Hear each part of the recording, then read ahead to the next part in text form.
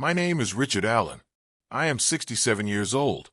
I spent most of my life working as a history professor at a university. I loved books. I loved teaching. And I loved my family. At least I thought I did. My only son, Daniel, is 32 years old. He works in finance. To the outside world, he is the perfect son. Successful. Handsome. Charming. But behind closed doors, he became something else. Arrogant. Cold.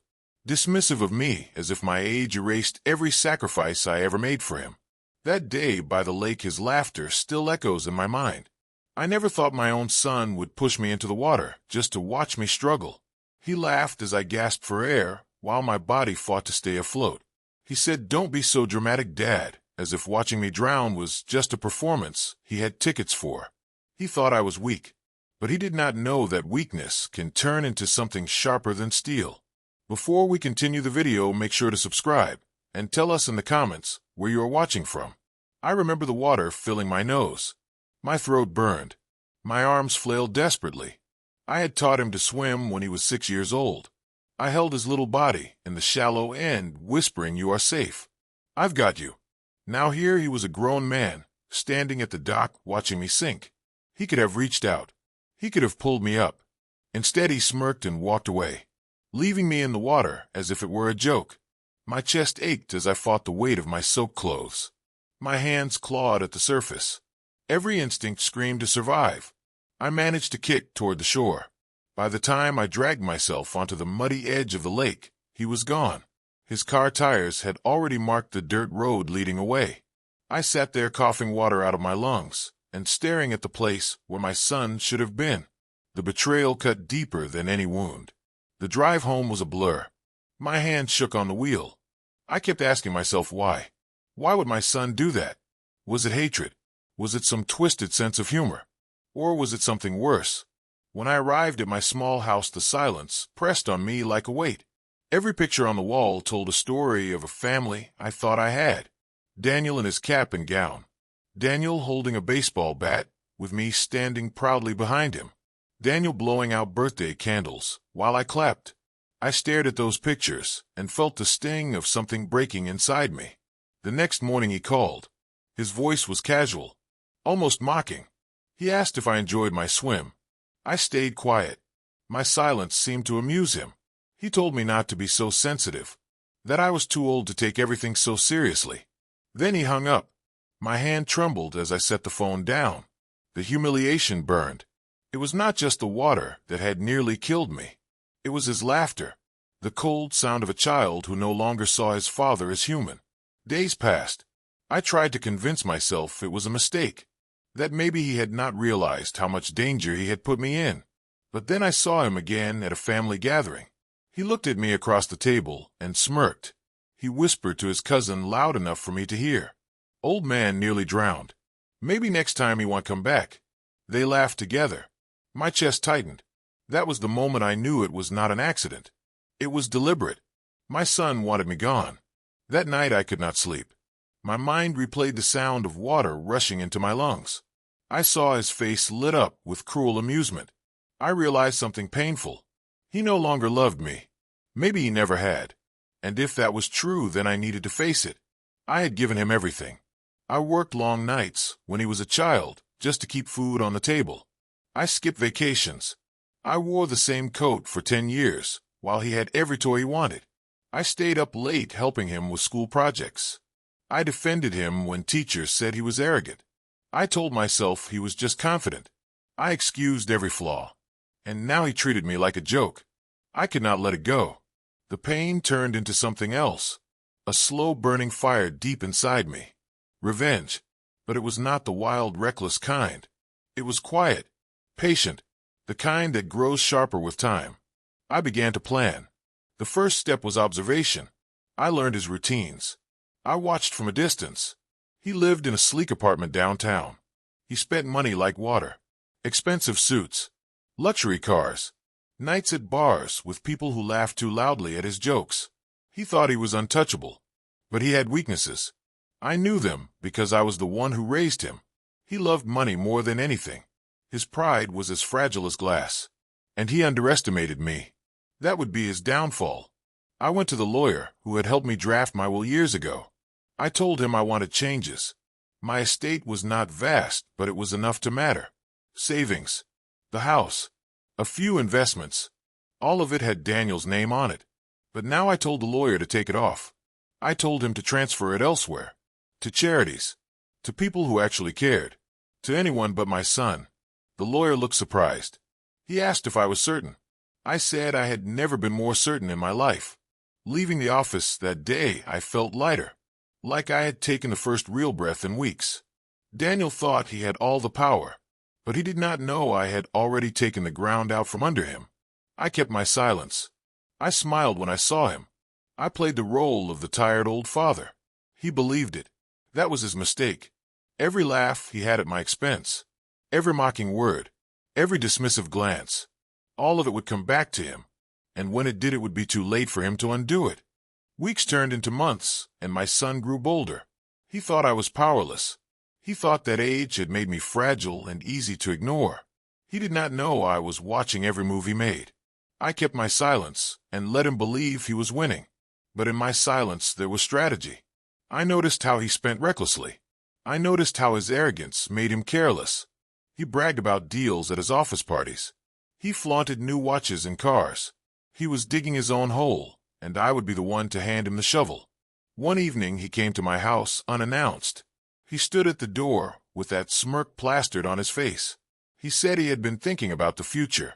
He asked what I planned to do with my estate when I passed. His voice was casual, but his eyes betrayed him. They gleamed with greed. I told him not to worry, that everything would be handled. He leaned back in his chair and said, "Well, it better be me, Dad. I am your son. Who else would you leave it to?" He laughed like it was obvious. I nodded and pretended to agree. But inside I felt something cold and sharp. He did not see me as a father anymore. He saw me as a bank account waiting to be emptied. That night after he left, I sat in my study, staring at the documents I had already changed. His name was gone. It felt like justice even before it was revealed. I knew patience would be my greatest weapon. I had to let him walk right into the trap of his own arrogance. The breaking point came on a Sunday afternoon. He invited me to lunch at a restaurant by the water. I should have known better, but I went because I wanted to see what game he was playing now. The waiter seated us near the balcony overlooking the lake. He ordered wine for himself and told the waiter to bring me water. Then he leaned forward and whispered, "Remember that day at the lake, Dad?" I chuckled bitterly and said, "Yes, I remember." He smirked and said, "I was just testing you. You passed." Barely. My hands clenched around the glass. He had no remorse. To him, it was entertainment. He thought watching his father almost drown was funny. He thought I should be grateful he allowed me to crawl back out. I realized then there was no saving him. No second chances. He had chosen who he wanted to be. My revenge would not be loud. It would be precise. A blade in the dark cutting deeper than he could imagine. When the check arrived, he pushed it toward me. He said, "Old man pays." I paid without a word. But as we left, I made a silent promise. That was the last time he would use me. I went home and began preparing for the reveal. I gathered letters, bank records, copies of the will. I kept everything in order like pieces of a story waiting to be told. Each page was a nail in the coffin of his pride. I wrote a letter addressed to him. In it I explained everything. Every sacrifice, every insult, every betrayal. I told him what he had lost. Not just the inheritance, but the respect of the only man who ever stood by him. I sealed it in an envelope and kept it hidden. The day would come when he would read it and understand. But not yet. Not until he believed everything was his. That was when it would cut deepest. He continued visiting me occasionally, always with a request. Money for his car insurance, help with a down payment, support for some new business venture. Each time I nodded and gave him something small, enough to keep him comfortable, enough to keep him blind. He thought he was squeezing me dry, but I was letting him build his expectations higher and higher, because the higher he climbed, the harder the fall would be. Meanwhile, I worked quietly with my lawyer and with the charities that would receive what he thought belonged to him. They were grateful. They saw me not as a wallet, but as a man who wanted to leave behind meaning. Their letters of thanks warmed me. It reminded me that kindness still existed even if my own blood had abandoned it. Months later, a family gathering gave me the perfect stage. Everyone was there. Cousins, aunts, neighbors. Daniel arrived late in a brand new car. He strutted into the room like he owned it. He poured himself a drink and started talking about how he was the future of this family. He said, "One day, everything my father owns will be mine." People clapped politely. Some looked at me with pity. I smiled and said nothing. The anger inside me was no longer burning wildly. It was cold now, controlled, sharper than ever. After dinner, I stood up slowly. I held a folder in my hands. Daniel looked at me with amusement. He whispered to his cousin, "Here comes another lecture." I cleared my throat and said, "I want to share something with you all tonight." Silence fell across the room. Daniel leaned back smirking. I opened the folder and held up the documents. "This is my will," I said. Daniel's smirk faltered for the first time. He straightened in his chair. I continued, "I have made changes. My estate will no longer go to Daniel." Gasps filled the room. His face turned pale. He stammered, "What do you mean, Dad? You cannot be serious." I locked eyes with him and said, "I have never been more serious. Every dollar, every asset, every possession will go to charities and people who actually care. People who did not laugh while I nearly drowned." The room was silent. Daniel's mouth opened, but no words came. I handed him the sealed letter. "This will explain everything," I said. My voice was steady. My hands no longer shook. He grabbed the envelope with trembling fingers. He tore it open and began to read. His face changed with each line. First confusion, then shock, then anger, finally something that looked like fear. He slammed the letter down and shouted, "You cannot do this to me." I said I already did. The room was frozen in silence. Every eye was on my son. His hands shook as he tried to find words, but none came. He looked at me with a mixture of rage and desperation. He shouted, "You are my father. You owe me this." His voice cracked like a spoiled child denied a toy. I stood tall despite the weight of my years. I said, "I owe you nothing but the truth, and you refused to hear it for years. You mocked me. You laughed at my pain. You tried to drown me, and then you told me not to be dramatic. Well, Daniel, this is the drama you created. This is the ending you earned." He lunged forward as if to grab the papers from my hands, but two of his cousins stepped in front of him. One of them said, "Calm down, Daniel. You cannot take what is not yours." His face turned red with fury. He turned on the guests and shouted, "You all know this is wrong. I am his son, his blood. It is my right." A heavy silence followed. Then my brother-in-law spoke firmly. "Blood means nothing without respect. You lost that long ago." The words hit Daniel harder than my will ever could. He looked around the room and realized nobody stood with him. His arrogance had finally left him alone. He stormed out, slamming the door so hard the windows rattled. I stood still, listening to the fading sound of his footsteps. The weight of years of betrayal lifted from my shoulders. I knew the hardest part was yet to come, but I also knew I had won. Days passed before Daniel returned. He barged into my house, uninvited, his eyes wild, his voice trembling with rage. He threw the letter onto the table and shouted, "You ruined me. Do you know how I look now? Everyone knows I am cut off. They laugh at me. They say I am worthless." I looked at him calmly and said, "You are not worthless, Daniel. But you chose greed over love. You chose cruelty over respect. And now you are seeing the cost." He pounded his fist on the table. He said, "Change it back. Do it now. You have time. I will forget everything if you just sign it over." My heart hurt at how little he understood. I said, "No, Daniel. It is final."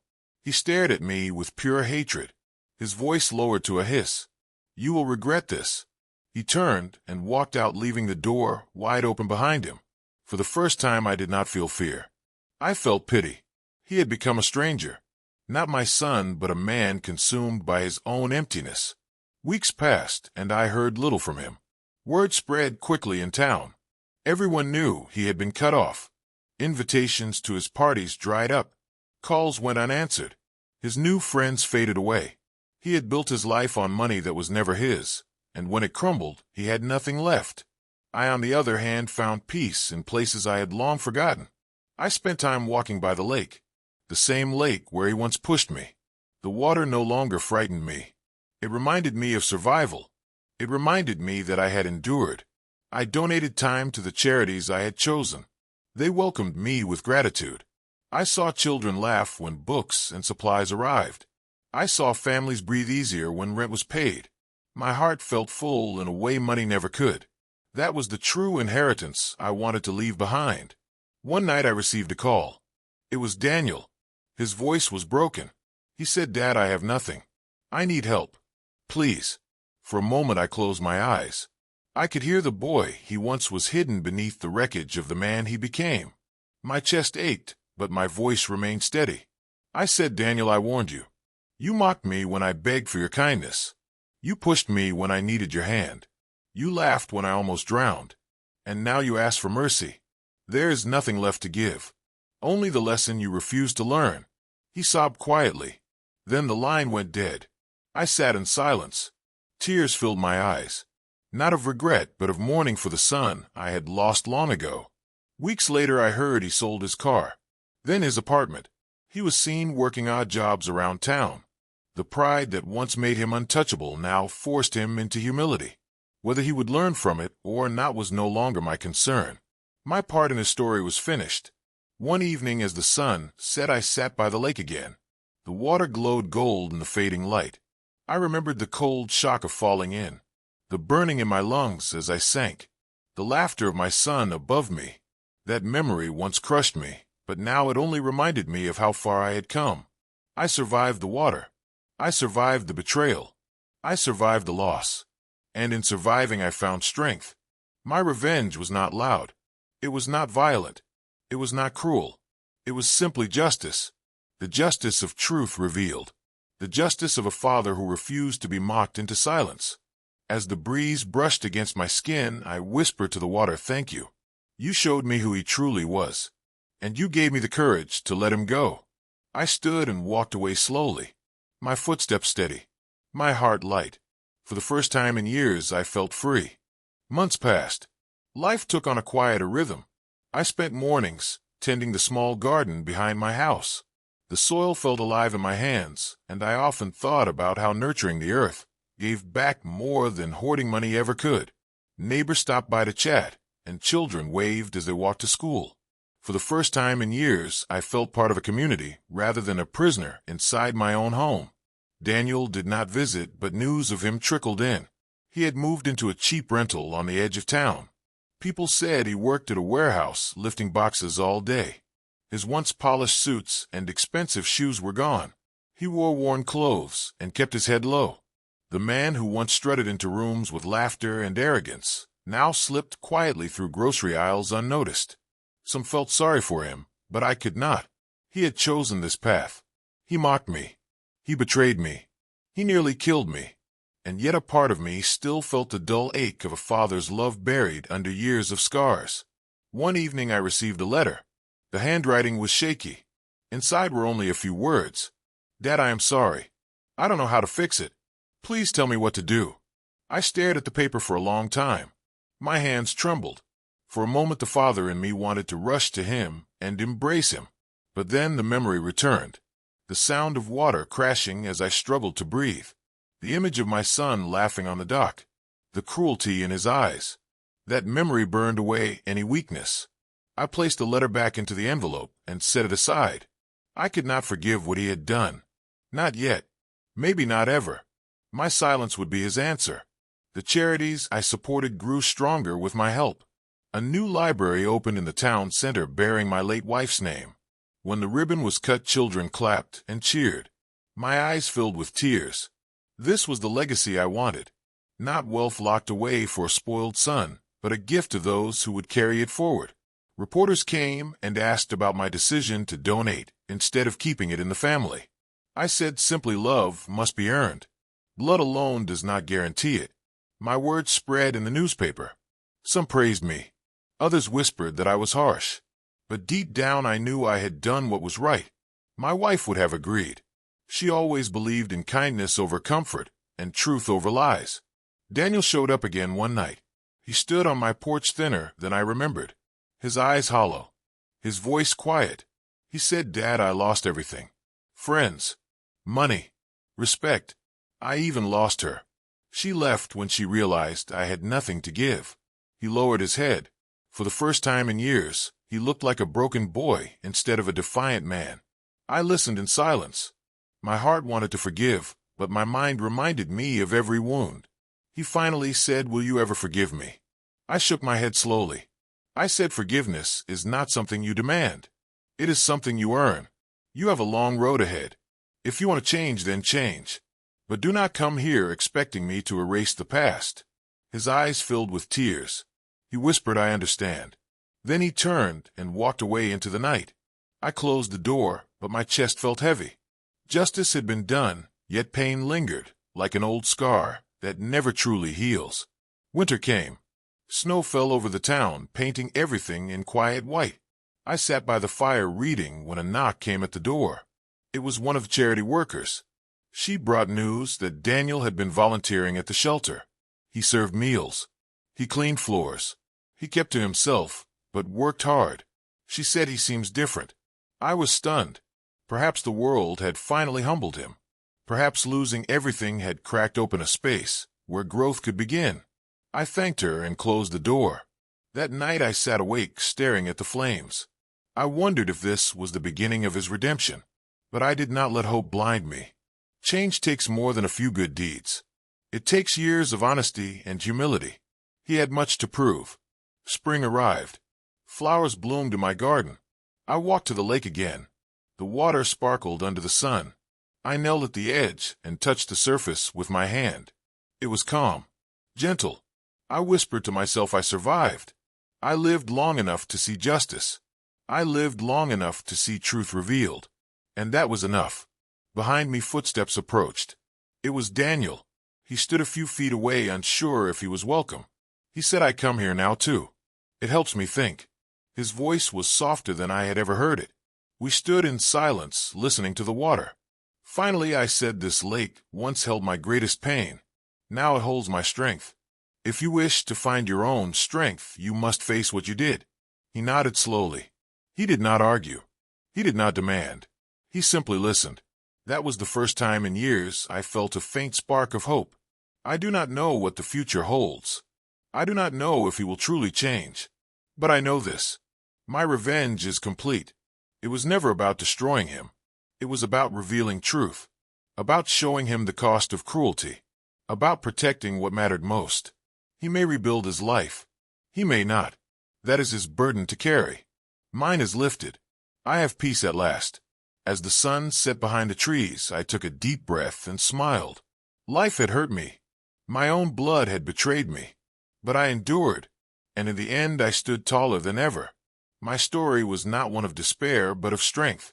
My legacy would live on in the laughter of children at the library, in the families saved by charity, in the peace I found within myself. That was the final chapter. That was my justice. If you enjoyed this story, please make sure to like the video.